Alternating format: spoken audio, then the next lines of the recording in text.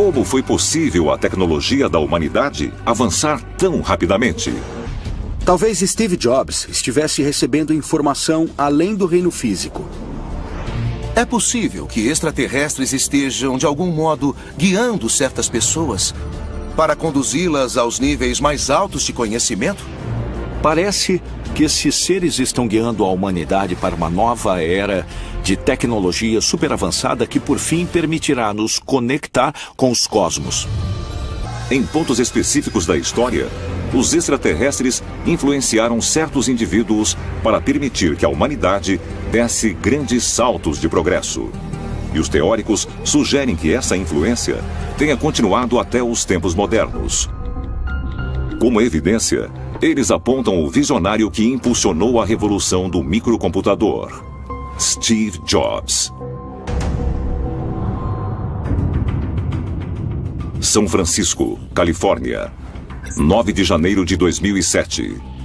Feira anual da Apple, a Macworld Conference and Expo. Obrigado por terem vindo.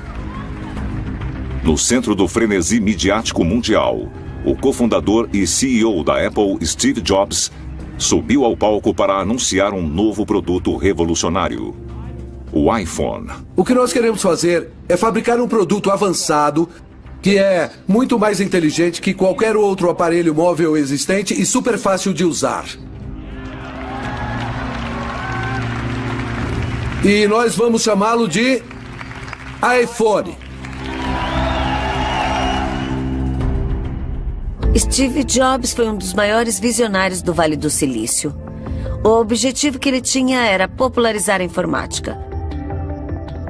Muitas pessoas que trabalhavam com informática não pensavam em levá-la para o público em geral. E ele conseguiu entregar às mãos dos consumidores um aparelho que fosse usável, intuitivo, fácil de usar, fácil de entender e que fosse pequeno. A capacidade de acessar informações e de se comunicar com as pessoas é uma conquista tecnológica surpreendente. Nem dá para imaginar o que vai acontecer daqui a 30 anos. O que nós achamos que é tão avançado não vai ser tão avançado assim.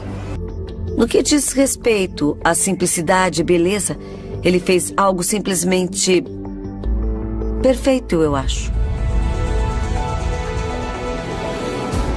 Steve Jobs e sua equipe de engenheiros na Apple aproveitaram a tecnologia que conectava a sociedade digitalmente e pôs todo o conhecimento do mundo literalmente nos dedos da humanidade. Mas as sementes desta revolução tecnológica foram plantadas em 1973, quando o universitário de 19 anos abandonou a faculdade.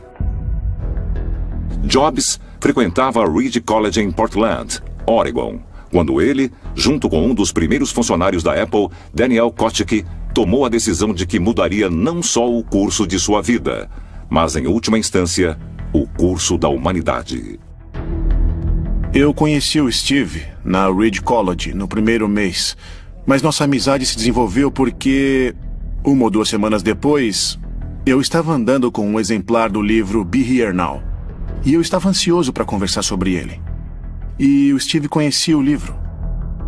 E esse livro logo nos levou para a autobiografia de um yogi, e para o Ramakrishna e seus discípulos. Como muitos da sua geração, Steve Jobs aderiu ao movimento de iluminismo espiritual que estava se espalhando pelos Estados Unidos na década de 70. E de acordo com as pessoas mais próximas, ele não considerava isso um interesse passageiro, mas sim um chamado. O Steve teve acesso ao livro Cosmic Consciousness e acho que isso fez ele ir além do limite. O livro tinha capítulos sobre grandes gênios da história e como eles eram instruídos, e isso se tornou a sua base. Foi assim que fomos para a Índia. Impulsionado pelo desejo de encontrar iluminação espiritual, Steve Jobs viajou para a Índia, acompanhado de Daniel. Alguns meses depois, juntos, eles descobriram um guru hindu conhecido como Haidakam Baba. Ele foi descoberto com mais ou menos a idade de 18 anos, fazendo yoga numa caverna. Mas existem lendas antigas sobre essa mesma figura que havia aparecido no século XIX. Haida Kambaba afirmava que não tinha mãe nem pai. Mas quem era essa pessoa que não se tem conhecimento sobre sua história antes dos 18 anos e dizem que surgiu do nada? Ele alegava que era um ser imortal, conhecido no hinduísmo como Mahavatar Babaji. Mahavatar significa a grande encarnação. O grande ser encarnado. Mahavatar é eterno e ele pode aparecer a qualquer hora, em qualquer lugar, tomando a forma de outro ser humano. Então, ele estava aqui para colocar a humanidade num caminho melhor, no caminho do entendimento, no caminho da grandeza. Steve Jobs realmente passou algum tempo com ele. Haida Kambaba, na verdade, fez uma iniciação com ele, dando-lhe um nome espiritual. Esse é um tipo de iniciação tradicional. Então, ele foi formalmente iniciado por esse guru. Babaji havia dito que ele era um ser celestial que viera à Terra para ajudar a iluminar o nosso planeta e a nos fazer progredir. E nós temos que perguntar, é possível que Steve Jobs estivesse sendo influenciado telepaticamente por uma entidade extraterrena chamada Babaji? Haida Kambaba afirmou que havia vindo para guiar a humanidade em um caminho mais sublime, e ele se referia a si mesmo como o mensageiro da revolução. Logo depois de retornar aos Estados Unidos, Steve Jobs embarcou em uma própria revolução, o desenvolvimento do microcomputador, junto com o cofundador da Apple, Steve Wozniak. O Steve não fez isso por dinheiro. Ele embarcou nisso com a missão de transformar o mundo. O Apple II foi o primeiro computador pessoal no mercado de massa. Wozniak, é claro, foi o gênio versátil que criou o design completo e todo o software.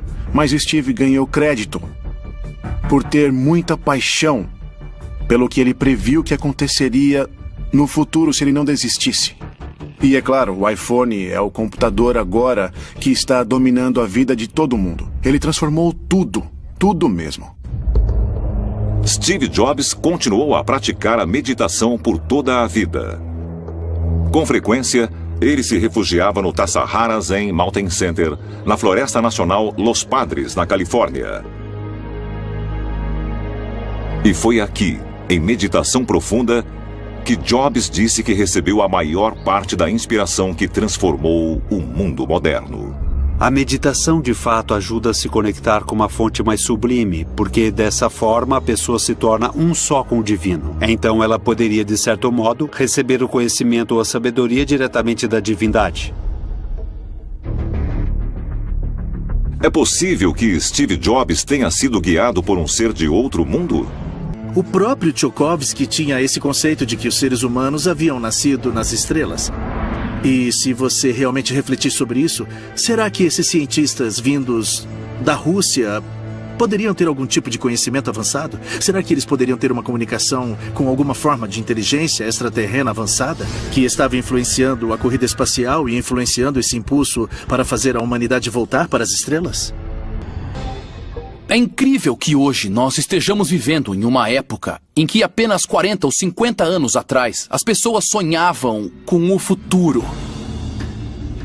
E aqui estamos nós, vivenciando esse futuro fantasiado.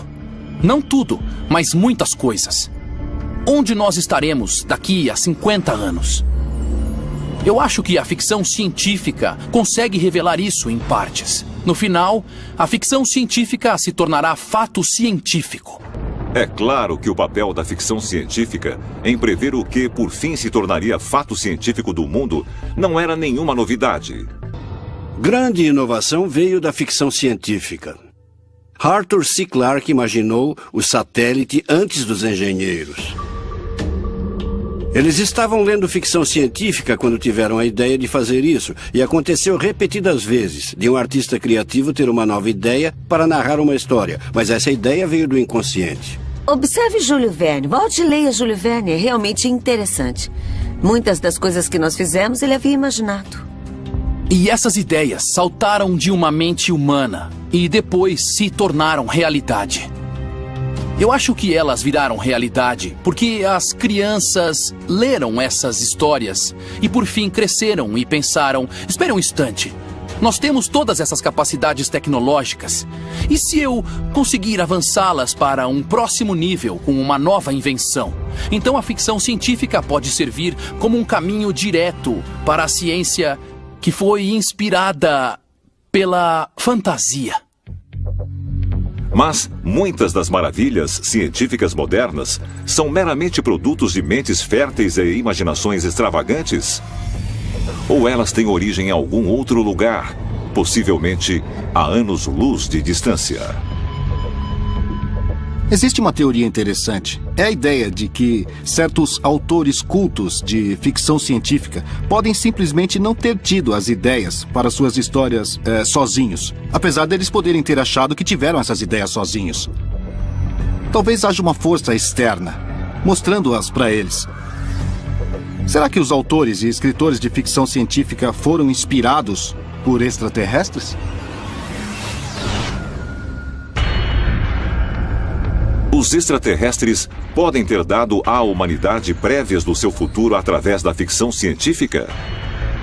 E se as mentes criativas do passado tivessem sido capazes de vaticinar as incríveis tecnologias de hoje, então nós deveríamos também interpretar a ficção científica moderna como um guia para onde a humanidade está se dirigindo. Onde nós estaremos daqui a 50 anos? E já que nós estamos falando de ficção científica de hoje, um tema recorrente é: o que acontece se nós ganharmos a capacidade de fazer o upload de nossa consciência para algum tipo de computador? É possível que nosso futuro possa estar num reino digital? Eu não ia querer que meus pensamentos fossem levados para um computador, porque então nós realmente vamos virar pó. Este planeta vai parar de existir em 2 segundos, se soubermos o pensamento um do outro. Então existe uma linha tênue que serve como limite entre o que pode e vai garantir nosso futuro e o que pode e será nossa indubitável aniquilação. E as contribuições de Steve Jobs para a revolução do microcomputador deixaram todo o conhecimento coletivo do mundo aos nossos dedos. Mas o trabalho desses visionários e de outros foi realmente conduzido por uma inteligência extraterrena? E se a resposta for afirmativa, com qual finalidade? Nós somos a experiência, eu acredito, de extraterrestres. Eu acho que eles nos criaram para ver como nos desenvolvemos. E eles provavelmente estão dizendo, puxa, veja esses humanos, veja como conseguem avançar rapidamente. E nós estamos aprimorando cada vez mais a tecnologia. Mas Elon Musk da Tesla e o físico Stephen Hawking avisaram que temos que ter cuidado com a inteligência artificial. Podemos ir longe demais. Eu concordo com eles. Precisamos tomar cuidado. Algo que também vem de muitas das literaturas de OVNIs dos anos 50 e 60 é que os extraterrestres estão supostamente entrando em contato com certas pessoas e avisando-as dos perigos do poder nuclear. E que o que estávamos fazendo com nossas armas atômicas era muito destrutivo e que nós poderíamos destruir nosso próprio planeta com essa tecnologia. E que os próprios extraterrestres estavam preocupados com isso. Então, por vários motivos, nós devemos tomar muito cuidado com o uso que fazemos da nossa tecnologia. Existe um motivo pelo qual nós chegamos onde chegamos hoje. Nós fizemos esses avanços na tecnologia por um e apenas um único motivo: retornar às estrelas, porque é de onde nós viemos. E agora, a pergunta é, nós vamos concretizar nosso destino ou não? É possível que os maiores visionários da humanidade tenham inconscientemente posto em prática algum tipo de plano extraterrestre? Um plano com a intenção de preparar a humanidade para o derradeiro encontro físico? E se a resposta for afirmativa, isso significa que nosso futuro foi, de algum modo, pré-determinado? Ou nós estamos simplesmente recebendo as ferramentas para moldar nosso próprio destino? Talvez a resposta possa ser encontrada nas páginas de um livro de ficção científica na palma da nossa mão, dentro de um simples celular, ou da última tecnologia robótica. Ou talvez possa estar até mesmo bem diante de nós.